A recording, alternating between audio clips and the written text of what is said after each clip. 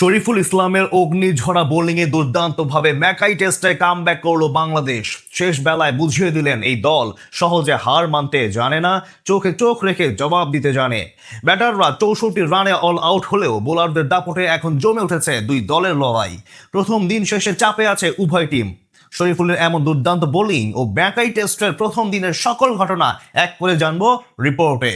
অস্ট্রেলিয়ার বিপক্ষে আজ বাংলাদেশের হয়ে পুরোদস্তুর একজন অলরাউন্ডারের মতোই পারফরমেন্স করলেন শরীফুল ইসলাম। ব্যাট হাতে শেষ দিকে নেমে যেমন খেললেন কার্যকরী ইনিংস, তেমনি বল হাতে নিজের কেরিয়ারের সেরা টেস্ট স্পেলের দেখা পেলেন বামহাতি এই পেসার। এতে এখন ইতিহাসের পাতায় নাম লেখালেন শরীফুল। দুনিয়ার সব নামি দামি ক্রিকেটারদের পেছনে ফেলে টেস্টে বিরল এক বিশ্ব রেকর্ডের মালিক বনে গেলেন তিনি, যা দিয়ে রীতিমতো হইচই সৃষ্টি করেছেন ক্রিকেট বিশ্বে।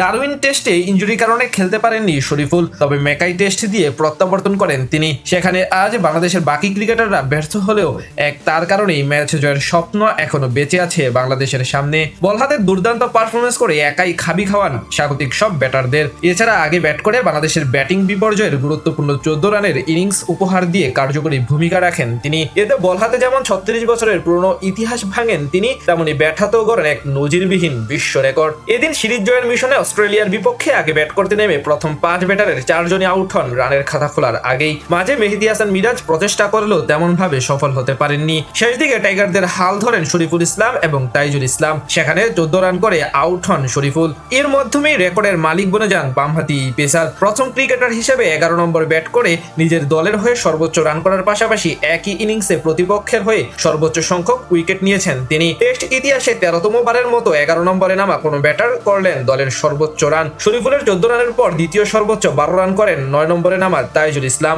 এছাড়া টেস্টে অস্ট্রেলিয়ার বিপক্ষে 11 নম্বরে নেমে দলের হয়ে সর্বোচ্চ রান করার ঘটনা এটি প্রথম ক্রিকেট বিশ্বে। এদিকে বল হাতেও দারুণ এক কীর্তির অংশ হলেন শরীফুল ইসলাম। টেস্টে প্রায় 36 বছর পর অস্ট্রেলিয়ার বিপক্ষে তাদের মাঠে বামহাতি পেসার হিসেবে 5 উইকেট নেওয়ার নজির গড়লেন তিনি। এদিন ব্যক্তিগত প্রথম ওভারে এসেই জোড়া উইকেট তুলে নেন শরীফুল। প্রথমে বোল্ড করেন দারুণ খেলতে থাকা ট্রেভিস হেডকে, এরপর মার্নাস লাবুশেনকে ফেরান একইভাবে। এরপর দ্বিতীয় স্পেলের ফিরে গুরুত্বপূর্ণ সময় স্টিভেন স্মিথকে এলবিডব্লিউর ফাঁদে ফেলে সাজগড়ে পাঠান এই বামহাতি পেসার। অস্ট্রেলিয়ার ব্যাটিং লাইনআপে তখনই শুরু হয় ধস। মাত্র 5 বলের ব্যবধানে বিউ ওয়েবস্টার ও অধিনায়ক প্যাট কামিন্সকে আউট করে ক্যারিয়ারের অন্যতম সেরা ফাইফারে পূর্ণ করেন শরীফুল। পরে মিচেল স্টার্ককে ফিরিয়ে প্রথম ইনিংসে নিজের উইকেট সংখ্যা নিয়ে যান 6-এ। এর মধ্য দিয়ে টেস্ট ক্রিকেটে তৈরি করেছেন বিরল এক নজির। 11 নম্বর ব্যাট করতে নেমে দলের সর্বোচ্চ রানের করার পাশাপাশি একই ইনিংসে 5 উইকেট নেওয়ার প্রথম ক্রিকেটার হিসেবে বিশ্ব রেকর্ড গড়েছেন শরীফুল। এর আগে টেস্টে ইতিহাসে 11 নম্বর নেমে দলের হয়ে সর্বোচ্চ রান করার ঘটনা ঘটেছে আরো কয়েকবার, তবে একই ইনিংসে বল হাতে 5 উইকেট নেওয়ার কীর্তি কারো ছিল না, যেটা এবারে প্রথম ঘটালেন শরীফুল ইসলাম, যার মাধ্যমে তিনি পৌঁছে গেলেন বিশ্ব রেকর্ডের পাতায়। এদিন বাংলাদেশের বিপক্ষে 8 উইকেট হারিয়ে এর আগে মাত্র 64 রানে অল আউট হয়ে যায় টিম টাইগার্স।